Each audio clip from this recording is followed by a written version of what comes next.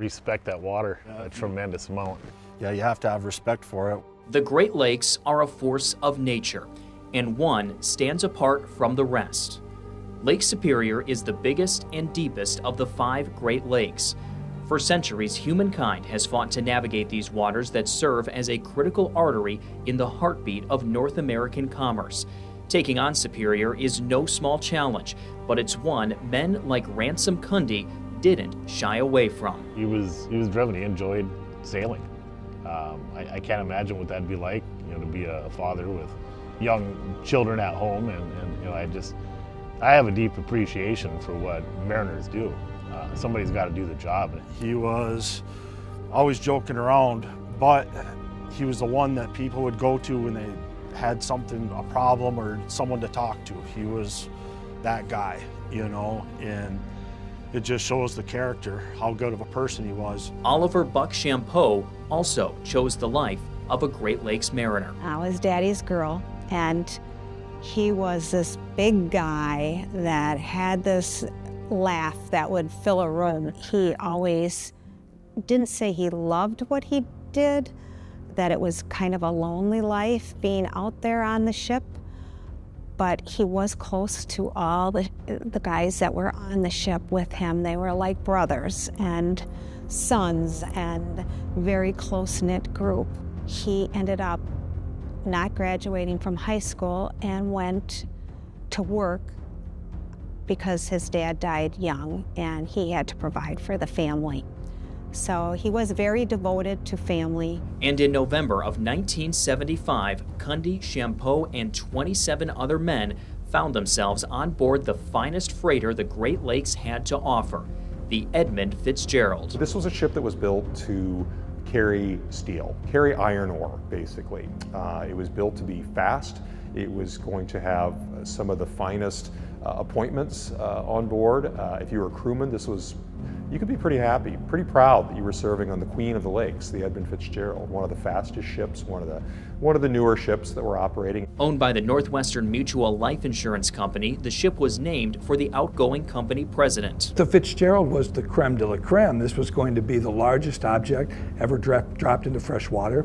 It stopped a 5-year drought of shipbuilding in Michigan. By the time she was ready to launch in June of 1958, the Fitzgerald brought the promise of both profit and prestige. It had beautiful furnishings, had the best cook in Columbia's fleet, Red Bergner, had the best captains and the best crew, and it was a ship to behold. Not only was the first to get into the 30,000 range in the taconite, but it was the first to break the 1 million ton record for a year. Those records earned her nicknames like the Toledo Express and the Mighty Fitz. I just thought it was cool that my grandfather was climbing on board the thing, right? And we were fortunate enough actually to go back with him to the Fitzgerald and actually watch him climb the ladder to board it along with his best friend, Freddie Beecher. And it was just majestic, right? And nothing like I'd ever seen before. By 1975, the Fitzgerald wasn't breaking records at the same blistering pace, but she was still one of the workhorses of the Great Lakes, and no stranger to the challenges of sailing them. For 2 years in a row, Fitzgerald had the most storms, and that was under Captain Pulser. And then when McSorley came, every time you'd look at the chart, the Fitzgerald would be in there taking on these gales. And in 1975, it was no different. From spring to fall, they had been in no less than 5 storms, one on Lake Huron, and then 4 others on gale force winds that were coming out of Lake Superior. As the end of the Great Lakes shipping season approached, the Fitzgerald and her crew were preparing to face off once again with Lake Superior's infamous gales of November.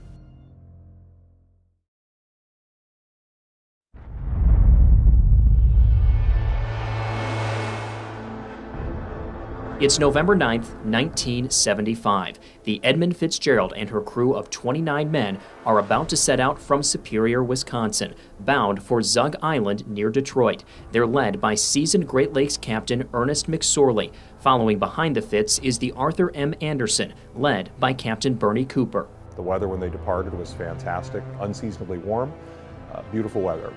but they knew that there was something brewing on the lake, and actually it was brewing in other areas and converging on the lake.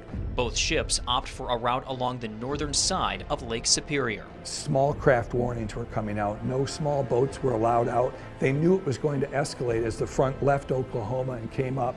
The question was, as it approached Marquette, how long would it take to get across Lake Superior and then change the wind direction from a nor'easter to the northwest, where those winds would now be pushed by 70-mile-an-hour winds that would push those waves so tall they'd be as big as a 3-story building.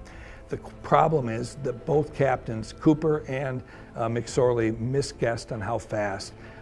It was easily an hour faster than they thought. They weren't having seas that were boarding them or causing them any real problems until they made that turn and started heading down to Whitefish Bay. Snow squalls were coming and going. Again, the waves were getting higher, the intensity was growing. The afternoon of November 10th brought the first signs of trouble for the Fitzgerald. Captain Cooper recalled what happened in this 1993 interview. Well, he called me up, that was 3:10 in the afternoon. And he said, I've got a little problem. He said, my fence rail is down. He said, I've got 2 vents missing, and I've taken a starboard list. I asked him if he had his pumps on. He said yes. But he said later on, he said that he wasn't gaining anything by pumping out on it, so the water was coming in the hull as fast as they were pumping it out. From that time on, he was sinking. The water would get into these side tanks, and if his side tanks were not tight, watertight, the water would start leaking through them into the cargo hold, into the pellets. There's no way of getting the water out of the cargo hold with the pellets in there. As the storm intensified, the Fitzgerald was sailing blind, relying on the Anderson to guide her. Well, he called one time, I can remember, and told me, he said, my big radar is gone, has been gone. He said, and the small one is only getting out 3.5 miles. The last transmission we had with my first mate, I was down below. The first mate, Morgan Clark, he called the Fitzgerald and told him about these 3 ships, these 3 saltwater ships that were coming out of the bay. And McSorley, I don't know if we talked, I guess it was McSorley he was talking to. He said, well, am I going to clear them? And Morgan said, yeah. He said, you're going to be well clear of them. And then Morgan, as an afterthought, said, how you doing? He said, we're holding our own. That was at 7:10. A short time later, Captain Cooper and his crew made a horrifying discovery. When we missed him was when it cleared up, and we could, in fact, it cleared up right shortly after that he sunk, I think. We saw the 3 vessels coming out of the bay and no Fitzgerald lights. This radio chatter between Captain Cooper and the Coast Guard captured those alarming first moments after the Fitzgerald disappeared. Just for confirmation, sir, he couldn't see any lights pick him up on radar, is that correct? No, I don't know. I thought we were picking him up on radar when I came up to the window. I can talk to the mate. The steam kind of real bad, but we thought we had the target. But I don't know. Now I wonder. At what time was the last time that you had any times or that you noticed that you had the Fitzgerald in front of you, over? 1900. 1900, he was approximately 15 miles from the high up at Crisp Point. That's when I was talking to him. He was 15 miles from the land. You had him visually and on the radar, and you lost him in both respects. No, I didn't have him visually. I had him on the radar. He was exactly 10 miles ahead of us. I asked him at the time how everything was going. I asked him how he was making out with his problem. He said he lost those vents and he had a loose, and he said he was holding his own. The last time I talked with him, he said he was holding his own, and that's the last time I lost contact after that. Roger that, and also, I understand there were 3 outbounders that were to keep an eye out for this, for Fitzgerald, and they passed for negative contact, is that correct? Roger on that. We tried to call him about 6 or 8 times on emergency FM and emergency FM, and every day we cannot reach. That realization launched a frantic search effort, including this chilling request of Captain Cooper and his crew on the Anderson. Yesterday, talking about it, that you could come out and go back there at doing searching. Over. Oh, God, I don't know.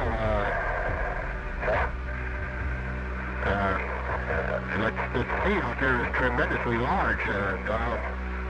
If you want me to, I can, but I'm not going to be making any time. I'll be lucky to make 2 or 3 miles an hour going back out that way. I was reluctant to go, really I was. But he said there's a ship on the bottom, and I felt like saying there could be two if I go back. I still thought it was an exercise in futility with what had happened, with the sudden disappearance. He had to be on the bottom with no maydays or anything. No, I was just scared to hell I was going to find somebody, and I didn't know what I was going to do. I'm going to run out to about 14 miles away from Coppermine Point, and then I think I'm going to turn and come down inside again a couple of miles to the east of the course that Fitzgerald came down, and see if I can pick up any oil slick or debris. That's all the Anderson and other searchers would find. We started running through a lot of debris, gas tanks, for the stoves, life preservers, oars, canisters, but no sign of anybody else. Search crews would soon learn the heart-wrenching reality of what happened to the Fitzgerald and her crew. An air and sea search is continuing for possible survivors of the Edmund Fitzgerald, a 729-foot ore carrier, which apparently broke apart and sunk last night on Lake Superior. By the morning of November 11th, 1975, it was clear the Edmund Fitzgerald and her crew were gone. I was kindergarten or preschool or something like that back then, and the rest of my brothers and sisters had gone to school, and I was home with my youngest sister, and it just, sometime in that morning, word started to spread that there was a ship missing, and it came out later that it was Edmund Fitzgerald. Of course, we knew what that meant. My mother did. And so to process that, realizing that he wasn't coming home, and then the days that followed, having a casket without a body for a funeral was pretty tough. I was 17 when he passed away, and it took us a while to know what happened. But once we found out that it was a sure thing that he was on the Fitz, it was pretty devastating to his family and my family. And I was graduating from high school, and I thought my dad wouldn't have stopped for anything not to be at my graduation. He was a good swimmer. He swam to a cave. I thought all kinds of things unanswered. By morning, they realized 29 guys were gone, and that was the big mystery. How did 29 guys vanish in 1975 when we had a weather satellite in the sky, we had what we thought were modern boats, radio direction finders? How did that happen? It's a question that's never been definitively answered. About all historians and researchers have ever concluded is that whatever happened to the Fitzgerald happened fast. The ship just disappeared completely. I mean, and it had to just dive under, and then that stern screw, or that screw on the ship, just acted like a propeller and like a submarine, just drove it right to the bottom. To me, she just went down so fast, so quick, that just nobody had a chance. And I don't think there could be any conjecture about that. Hell, all you had to do is pick up the phone and say, Mayday, Mayday. And there's nothing. I wanted to know how he died. What was he thinking at the end? Did he know this was the end? But I understand through time and talking to other engineers, and that it was a very quick, and if he was at his post, which I believe he was, they didn't have time to even know what was going on. Was he praying? Was he scared? Was he trying to protect other, just unanswered. The loss also ripped through the maritime community. It shook it so hard that we didn't see another big loss after that. We found most of the crew of the Bradley. We had 2 survivors in 1958. In 1966, when the Morel went down, Dennis Hale survived. Most of the bodies were found, but the Fitzgerald, 29 guys vanished. And that's when the world went crazy. That's why Newsweek wrote an article. That's why Gordon Lightfoot saw it and said, I'm going to write a song about that. With the load of iron ore, 26,000 tons more than the Edmund Fitzgerald weighed empty. Gordon Lightfoot had a huge impact on the telling of this story and putting this shipwreck, and maybe to a certain degree shipwrecks in general on the Great Lakes, into the public consciousness. It's a great song. It tells the story really, really well and pretty accurately, but it also made people learn, whether they wanted to or not, about this ship called the Edmund Fitzgerald. The song helped make the Fitzgerald the most well-known and most talked about shipwreck on the Great Lakes. As the years began passing, interest in the Fitzgerald only seemed to grow, along with her legend.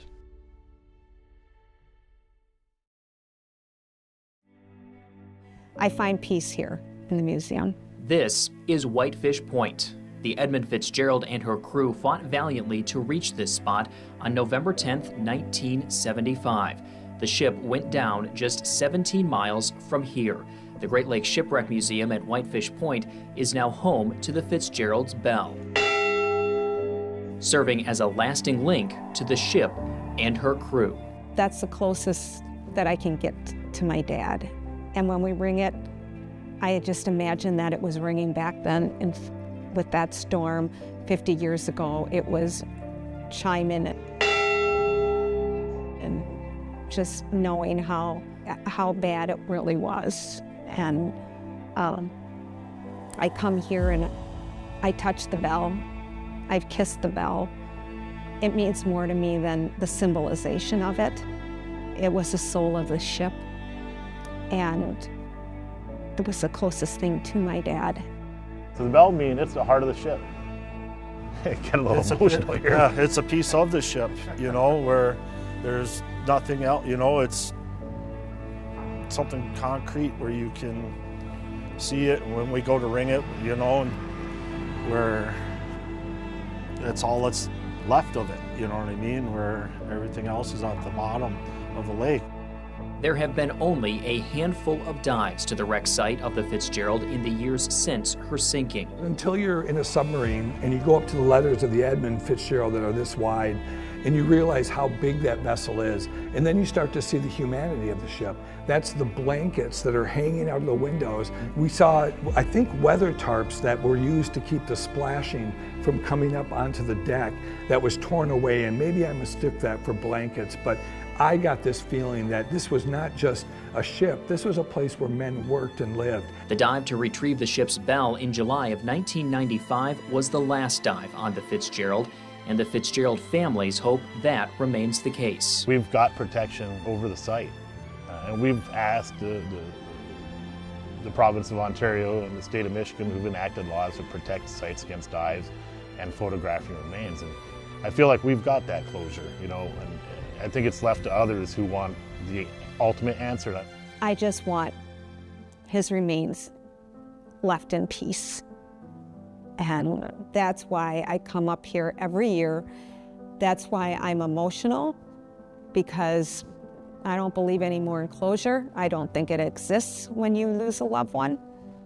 And if the tables were turned and that was me that was on the Fitz, my dad wouldn't have stopped at anything to figure out how to protect me. We'll likely never know everything that may have happened that November night a half-century ago.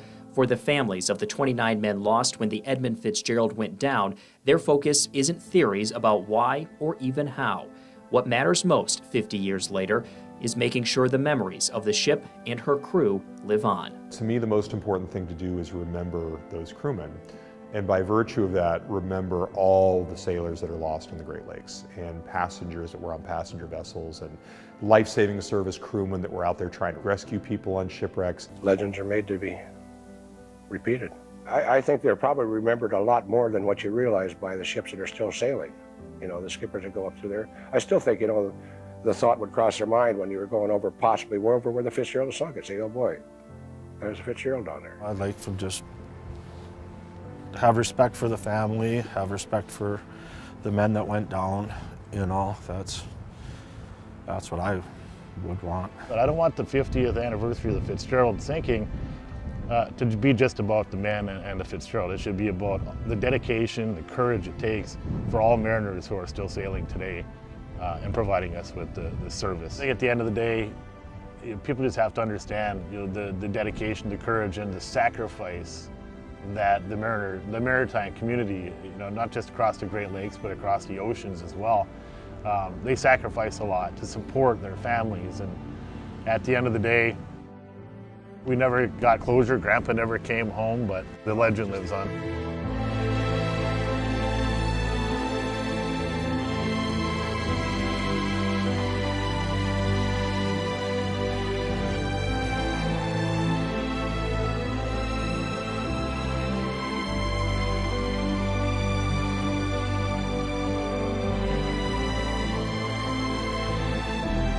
it doesn't seem even after 50 years that it gets easier.